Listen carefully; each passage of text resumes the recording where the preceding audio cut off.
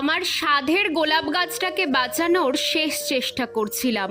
গাছটা নতুন টবে বসাতেই হঠাৎ দেখলাম অসংখ্য লাল পিঁপড়া বেরোচ্ছে গাছের গোড়া থেকে।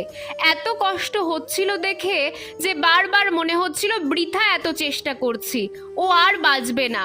এমন সময় মনে পড়লো রান্নাঘরে পিঁপড়ে লাগলে তো মা হলুদ গুঁড়ো ছিটিয়ে দেয়, তাহলে এখানেও তো পিঁপড়া আছে, হলুদ তো কাজে লাগতেই পারে। এটা ভাইকে বলতেই ভাই রান্নাঘর থেকে হলুদ গুঁড়ো এনে দিল।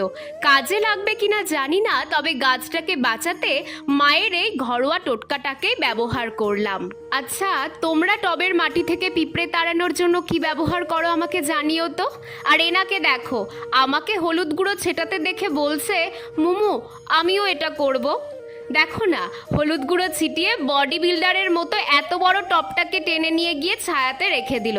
দেখা যাক এবার গাছটা বাঁচে কি না।